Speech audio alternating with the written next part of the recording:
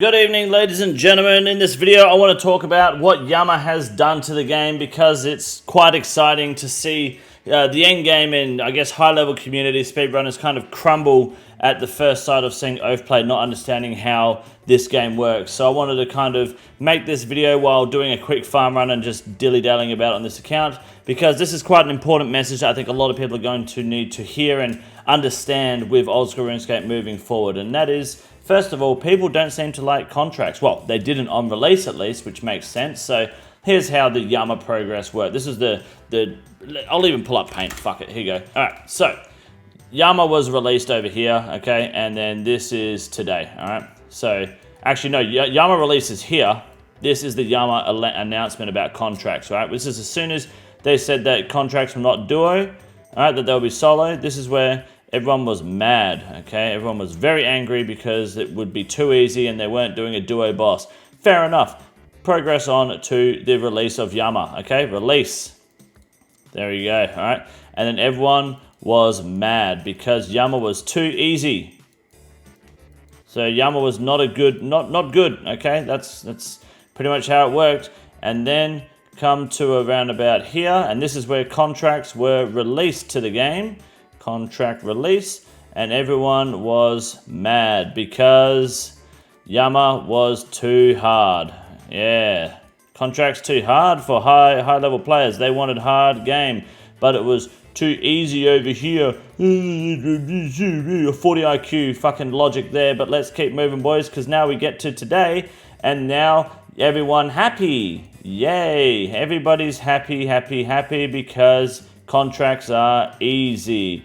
Now, what does this tell us? This tells us that the people who are quote-unquote the best players in the game, because speedrunning, which by the way, speedrunning isn't actually a definition of being good at the game, because once you have the technique down, 90% of it is purely fucking RNG. It's all about, like, that's it. It's RNG. You get the technique down, and then it's just about not fucking it up once you get a good speedrun, but you're resetting 80% of the time, okay? This whole fucking area here pretty much showed that the HLC doesn't know what the fuck they're talking about, alright? If you're a speedrunner and you're fast at the game, that's cute, that's good, but that doesn't mean you actually have a fucking clue. So, this is we'll put that in the fucking save folder, right? That's a good one. Let's go Yama breakdown. And that's not a breakdown of how Yama works, that's the community breaking down because they don't know what to do with themselves, alright? The community has this very special, I guess, ego about them, right? It's just the RuneScape community as a whole, especially on places like Twitter. Fuck me. Most of the people that use RuneScape Twitter are retarded, and I mean, I sit there trolling a bunch of cunts and they can't seem to understand that, like, I'm just fucking memeing because I don't care about what some 3-follower Andy thinks about PKing. So, we get this, like, weird entitlement that people think that they can just, like, criticize Jagex for one thing and then praise them for the same thing they've been criticizing them for 2 minutes fucking later. Now, people are worried that Oathplate is too strong because it provides accuracy. Yeah, of course. That's pretty much how it works, to be honest. Yeah, because for the longest time, we've been told that Fighter Torso and Obsidian and Bandos and just anything strength bonus related is necessary for combat. This is your offensive gear. It's not offensive gear at all, right? Just because it adds a 4 fucking strength bonus on your chest piece doesn't mean shit, and it never has. A lot of people, the majority of players are led to believe that going for a Fighter Torso early on is actually good progression for your melee combat, like, account, like to progress melee combat, as opposed to going to Barrows and getting a nice tanky top so you don't eat as much food. Here's the reality of the situation at the end of the day, boys, and that's the fact that is the amount of, if you put a Bandos a Dark Plate body on versus a Fighter Torso and you go to a Slayer task, the likelihood of you doing more DPS with a Fighter Torso is 0, in my opinion. Well, close to 0, because yeah, you get that extra 4 strength bonus, which, by the way, until you're like level 90 strength, doesn't actually give you a max hit 90% of the time anyway. But let's just say it gives you a max hit. But you're taking that much extra damage. All that time you spend eating food and standing there, not being able to attack because you've just ate some fucking food and you got that 4-tick fucking delay. That Dark Plate body, you're just not taking damage and you just sit there hitting all day. It's that simple. It is so insignificant. It is so minor that things like the Bandos chest plate here versus the, what have I got, Dark Plate body here, in terms of like DPS, raw DPS output, if I go, let me find my Let's go with let's go. I mean, if we put the Scythe on, the Scythe is the exception. The Scythe is a minor exception to this rule, along with the Emberlight and Arclight, because they work in multipliers, right? So let's go with a more realistic approach, given that a lot of the people that play this game can't afford a Scythe and all that shit, but they can afford a Fang, for example. A Fang, I think, is also a rough example too, so we'll go with the Noxious Halberd as well for argument's sake, right? Let's put on all this fucking fancy strength bonus gear. Look at me. It's just so good at the game. What have I got here? I've got a fucking... Let's go with some Dark legs too, okay? Let's put these bad boys on here for now, all right? Boom, look at this. Oh, we're looking beautiful. All right, look at that. We've got a melee strength bonus of 168 versus 162. Now, you're going to fucking sit there and tell me that there's actually a difference between damage wearing these two pieces of gear here? I get one extra max hit? Are you fucking serious? Do you think that actually fucking matters? Okay, argument's sake, let's pot up and pray party too. It might give us a two max hit. It might give us 3. Who fucking knows? Let's do the math here for a second, all right? Okay, we got party on. Let's switch this up. You get 2 max hit. Beautiful. That's awesome. Do you think that actually fucking makes a difference? Do you think that's worth the 30 fucking mil it's printed on? Absolutely not. Now, these are both tanky tots, right? You'll get way more tank in melee out of the Dark, but you get way more range tank out of the Bandos. In fact, no, you won't get more... Sorry, I was under the impression you'd get way more range tank. You get fuck all more range tank. Basically, you're sacrificing tank for a tiny bit of strength bonus, which you will not see in the majority of situations. Now, if it was adding accuracy as well, that's where it differs, right? We put the Noxious Halberd on. This may be a little bit different because you don't have that cipher. No, in fact, it's even worse with the Noxious Halberd because the Fang obviously has a reduced max hit because of its special. But, you know, Noxious Halberd only gets one increased max hit here, which is very cute, of course. But do you think that actually fucking matters? Let me show you how it matters in other ways, all right? Let's put on some range gear. Now, I don't have the best range gear in the game, obviously, because... Oh, well, I mean, if you see my collection log, if you've seen my luck in this game. But I'll do my absolute best. We'll put on a nice Dragon Hunter crossbow. Put on some bolts too, some nice diamond bolts. So yeah, that's nice. That's beautiful. Look at that shit. Molto bene. I don't think I've got any other like range, damage, and accuracy fed items, to the best of my knowledge at least anyway, because I'm a bit of a dickhead here. But, you know, we'll put these on. Don't really have anything boot-worthy. Oh, yeah, I've got an archer. Oh, I've got a Venator ring. Even better. There you go, boys. Fucking stick that in your pipe and smoke it. So here we go, right? Now look at this, okay? Now, what you'll find in this situation, okay, is if I remove this Dragon Hunter crossbow, I still have 134 fucking range accuracy. Because range and mage gear both do this amazing thing where they provide accuracy with gear when you equip them, okay? All right? This is all pretty standard, all right? Defender, cape, yeah, whatever, boots... ring, you could argue maybe, and gloves. You get that with melee and mage. But what you don't get with melee, but you do with mage, is accuracy here, here. Well, actually, you do with the next, sorry, my apologies. But here, here, and here, these three. Okay, and this is big. This is why range is the most accurate attack style in the game. Now, you could argue, well, melee doesn't need that. Well, the thing is you could fucking... I can fix your problem right here and right now, okay? You're low on cash. Sell your Bando. Sell your fucking Torva, okay? Because what I can do... Let me pull up the other 2 examples from before, okay? Okay, let's what the fuck? Oh yeah, my prayer. Well, look, we don't need to have party active because we know what's going on here. Okay, let's put this on a serious note for a second. All right. Now let's put on our melee gear here and our melee weapon. Okay. Now we're still wearing our range gear. Argument's sake, let's put the helmet on too. Okay. All right. Fair enough. Fair enough. I'll give you the helmet because it is a good helmet. All right. I do like the look of it as well, but actually it doesn't provide any attack bonus for anything, but I guess it removes the crystal shit, so but it does provide strength, okay? So, let's just say you don't even wear the crystal helmet while ranging, okay? You keep this helmet on because there's no negatives, alright? So, 220 range, switch 4 items, now you're sitting here with 180 strength bonus. Why bring the Bandos? Why bring it? I'll tell you why you bring it. Tank. That's why you bring it. People convince you it's strength bonus. It's not strength bonus. You bring it for tank. And that's always been the case. But people refuse to believe that and understand that. And then Torva comes in. Now, Torva is a much bigger strength bonus. And with the Scythe, of course, because the Scythe works on a different level. Because what it does is it has a main hit splat of 36, for example, at the moment. And then a second hit splat and a third hit splat. The second hit splat is then 18. And the third hit splat is then 9. So then you have 36 plus 18 plus 9, which is an enormously large number of, what, 54, 63? Right there, okay? Versus 49, okay? That's how the Scythe works, which is why the Scythe gets a bigger advantage over strength bonus compared to other weapons. The Fang suffers even more because it has a reduced max hit, but the Emberlight has a similar system along with the Arclight as well because it increases strength and accuracy by 75%, okay? So the Emberlight and Scythe are the two exceptions to this rule, which is where Torva really thrives. But then you've got Oathplate, and people are going, Oathplate's broken, Oathplate's broken. No, you're just fucking delusional. Oathplate is our first real set of armor. Now, we've had Inquisitors before with Crush, and that's excellent, of course. Inquisitors have been great. But the problem with Inquisitors really is the fact that the Scythe has a Crush fucking attack style, which hopefully gets changed when Raids 4 comes out. We get a new Crush Mega Rare weapon with a new upgraded Inquisitor's armor set. But that's a discussion in theory for another time. So the reason Inquisitors doesn't hold the candle to it as well is because the accuracy bonus and strength bonus for Inquisitors... Actually, I think the strength bonus for Inquisitors is similar to Oathplate, right? I think the helmet's just a little less, but the accuracy bonus just isn't quite there. The plus 2.5% I don't think matches up to it. I haven't done the calculation, so I should have to check. But because the slash accuracy bonus is so much bigger than what Inquisitors offers at a flat value, and there's no need for a set bonus, and then the Scythe is also slash, and the Scythe slash accuracy got buffed recently, of course Oathplate is going to look ridiculous in that front. But that's not a reason to try and call for its nerf or call that it's bad for the game at all.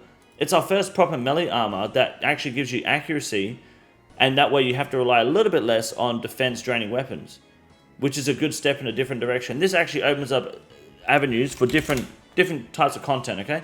Because now, instead of it just being a strength bonus meta, that is linear, okay? Strength bonus. Look at that. Forgot how to spell strength, there you go. Look at that, boom. Now you don't have that. Now instead, you have, with melee, a few different paths, okay? Where different content can go different ways. And this is good for the game long term, okay? Now people are saying, well, Yama is too easy. Okay, first of all, I've seen from multiple people in the high level community, including No Monkey, say that Bandos is just as easy to farm as Oathplate, and people just skip Bandos. They don't know what the fuck they're talking about. They're retarded, okay? Because one, if you're a main account, it doesn't matter. Most of the people in this fucking game buy their money or transfer money and wealth from other accounts anyway to fund their accounts. So whether you're going to have to grind something or not is completely irrelevant for main accounts because of the opportunities to do anything fucking else. As for Ironman, getting to Yama and unlocking Yama is far harder and longer and more of a grind than Bandos, and it's not even fucking close. Have you seen the requirements for Wild Graphic Sleeps versus Death Plateau? And to kill Bandos, all you need is a rune crossbow and ruby bolts, and you can run rings around that motherfucker, especially with the Door Altar method and not needing stamina potions anymore. You could get Bandos if you. It's dumb to rush over them because of Blood Moon's existence anyway. But if you wanted to rush Bandos or Oathplate, you would get Bandos ridiculously earlier. People are saying Oathplate is 70 hours grind only if you're a max efficient player. Not if you're an Iron Man running with an Arclight and barely having a purchase stuff. Are you on drugs, cunt? You guys are crazy. But now you've got a direction here where you can have like slash with med defense, so you can argue that with Oathplate you don't really need defense draining weapon. And then over here you can have your stab realm. This is for things with Torva and Fangs, and then over here you can eventually have Crush, hopefully, if Jagex pulls their finger out with Inquisitors and whatever Inquisitors will turn into. And hopefully they make it so the Scythe is kind of replaced with a new Crush Mega Rare. That way it's like kind of pulls that roll away from the Scythe and lets Crush thrive on its own, which gives this Scythe a little bit less usability, but it also helps you focus on Crush and build a Crush foundation without using a slash weapon.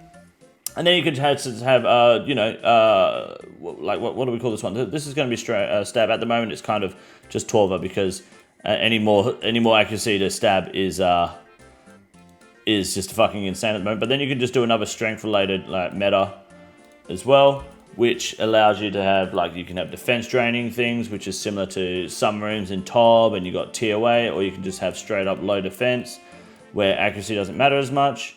And you can absolutely fucking blitz it, These are different ways that you can tackle developing PVM content now. So here's the question you actually need to ask yourself, and that is, if you could have full Torva and Oathplate, and then you're wearing a Scythe on both builds, which would you wear if the Torva was slightly more accurate, if better DPS? Which would you wear? If you were, I'll pull up paint for a third time. So you got Oathplate here, all right, and you got Torva here. Now the Torva is slightly better DPS. Slightly better DPS is like a plus 0.25, right? Fuck all better. You know, DPS negative 0.25, but the accuracy is like 75% on your target versus over here. Let's go 68%. All right. I don't get scientific on the numbers, okay? You're gonna have a higher max hit here. Let's just give you a random number of like 54 versus 52 because you've got brain cancer, and then obviously that will go down to 26 and then 13 on the scythe, whereas this will go down to, what was that, 27, and then I think that stays at 13 anyway, doesn't it? So you're still getting 3 max hits, but you don't get the extra additional max hit there. So which would you take here? Torva, let's just assume Torva is the high DPS. Obviously the numbers are going to be fucking whatever. I think that's way too much accuracy, but I don't want people to go, your math's wrong, I'm doing this on a win. Regardless, you're going to go with the Oathplate because the max hit is so fucking similar. Okay, these two max hits are so similar. But there's a reason people wear the Fang over the Dragon Hunter Lance on dragons. Even though the Dragon Hunter Lance is a better DPS weapon, the Fang is more accurate and hitting zeros suck. And if your scythe is going to hit more zeros on Torva, you're not going to be very happy when you see the Oathplate guy always hitting. He might not hit as hard, but he's always fucking hitting. And I think that is more important. I think that's more fun. And I think people don't sit there and think about how powerful accuracy is. Because at the end of the day, I don't see anybody acknowledging, well, very often at least, how broken Barrow's gloves are. And all these do, they just add this much accuracy. A massive strength bonus too, by the way. Ridiculous fucking strength bonus. But look how much accuracy they add for everything as well. 12s all around and 6 on the mage. And you don't have to do fuck all for these gloves there. That's your one biggest upgrade. They're an insane upgrade. Accuracy is so fucking important in this game. And people just don't realize that because they're being fed this strength bonus meta. And that's where we sit.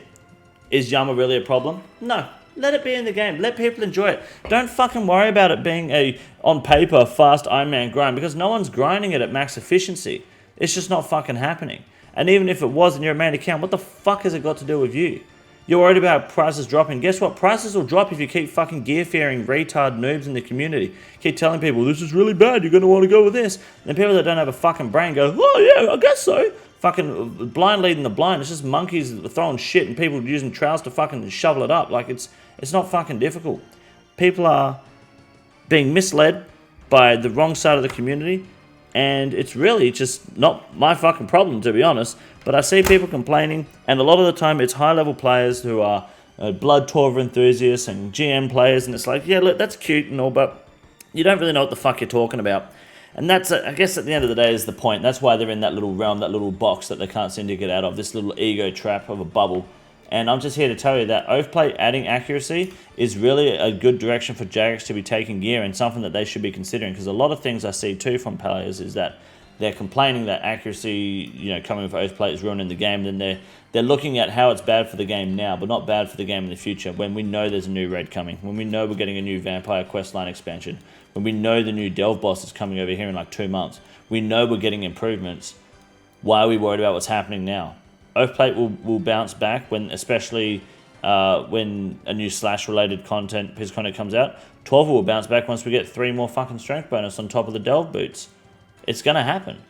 Just give it time. Chill the fuck out and stop fucking gear fearing and mongering players who don't know any better, because that's 80% of the reason why your fucking gear's crashing and lowering in price. Yama's good for the game. Oathplate's good for the game. Shut the fuck up and just enjoy the good content in front of you. Have a good night. Subscribe. This is the easiest room in the raid. It's quite simple. You got a big boy. Look at him. God damn. Fuck me. Look at that boy. It's huge.